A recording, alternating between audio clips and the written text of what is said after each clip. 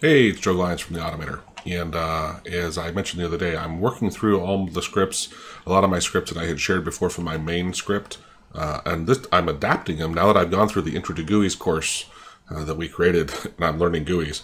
I'm adapting GUIs, and using GUIs in my script. So if this was the script before I've done anything, and let me go ahead and hit my hotkey. So it just pulled up with the input box, which I controlled the size, which, this wasn't terrible. This is why I left it for so long, right? And let's say I wanted to learn, let's do Intro to GUIs, why not, right? So if I can type to GUIs, and now if I hit OK, it's going to search AutoHotkey.com with that search. Maybe I should even consider wrapping those in double quotes, right, to look for exactly that. But that'll be a toggle maybe I'll add to wrap it with double quotes or not. That'd be nice. And but it searches AutoHotkey.com. It searches Stack Overflow tagged with AutoHotkey, and it searches just Stack Overflow in general. So I don't have to do multiple searches, right? It's built into this script. So it was very convenient. But sometimes I want to turn these on and off. I'd have to come into the script and, comment it out or not to have it there. And I thought, hey, what would be better? Let me comment this out and scroll down. So now this is the current version, right? So I'm going to relaunch it. And I've built in GUIs here. So first I set the font size to 12, and then I put checkboxes. And I set this checked 0 or 1 as to saying, do you want it to be on or not, by default. Now, of course, I can still change it in that window, but by the default, do I want it to be checked or not checked? And then I have a little text element, what to search for. Then I have the edit field, and then a button for search or for cancel. And then I have some logic down here to say, hey, if HK is value, if it's there, run this. If stack is there, and this is where, so here's the v-ahk, right? Because that's how you have to do the variables in your GUIs. You put a v in front of the variable name. So v-ahk, v-stack, v-stack, ahk, v-micro. So before I disabled Microsoft and Tech on the Net. Those were both, the Microsoft one actually was pretty good if you're doing a lot of comm stuff. Tech on the Net, I used to do a lot more SQL stuff, and there I had a lot more SQL things. But of course I could add to this list easily. And basically I do a GUI hide after it's run. I hit reload because I was actually having a problem. I was reusing the same variable names if I ran it more than once. But let's go ahead and hit my hotkey. Oh, is it running? Yeah, there we go. So notice here now, like I said, I can turn these on or off. Let's turn everything on.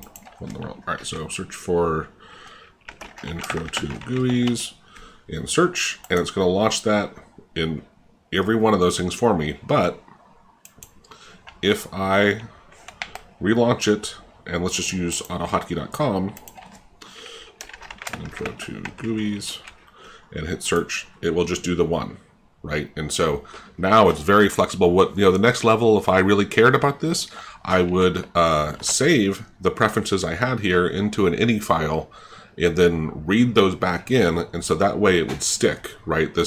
I wouldn't have to say these are 0 and 1. I would have an initial setting, maybe them all checked or not, but then it would remember what I had preferred and do that. But for me, it's, again, I'm not sharing this with the world. Well, I guess I am. I'm putting out here. But it's not something I'm like, hey, this will solve all your problems, right? And remember how you want it. Of course, you wouldn't have to have it just for AutoHotkey, right? If you do just common searches of something, it's just great to have it go. I love using Google to go search those sites, and this way I don't have to go put in the ones I use a lot, right? And decide what I want to do. Or actually, I do have to do it. I do it once. I don't have to do it every time when I want the search.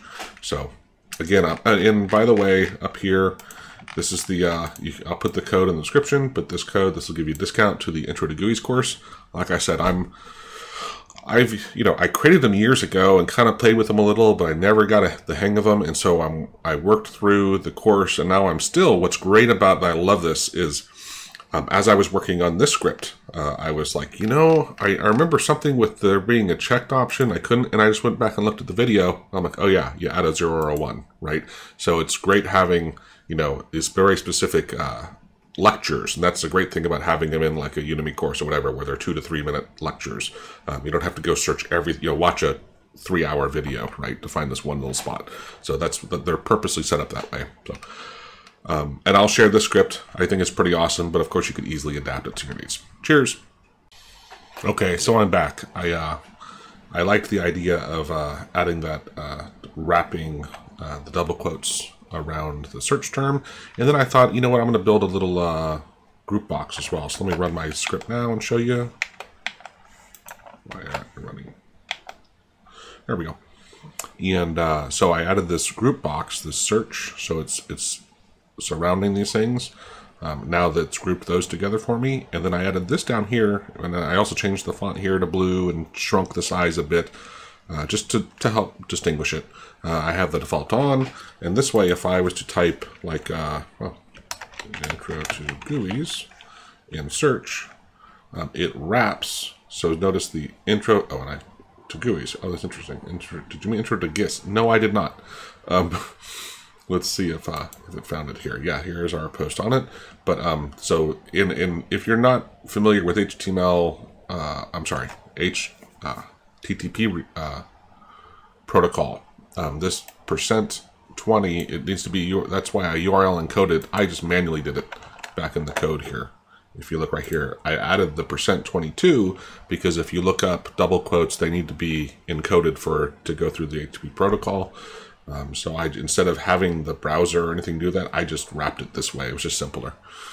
Instead of putting in double quotes and then having the browser change it, I just did it. So yeah, so I added a little bit of stuff. I commented here. The little bit, which I'm getting the feel of is when I added the group box, I had to adjust some of the XY coordinates because this was further down, this search. Like if I didn't have that, it'd be up higher. And then just moving things around and using the YP, that's the previous position, so leverage that. Some tips, again, we have a great course in GUIs, so I thought I'd demonstrate it here. And now I'm stoked because now I can, usually I think I want that double quote wrapped in my search terms. It just helps, and then run it again if, without the double quotes if you don't find what you need. Cheers.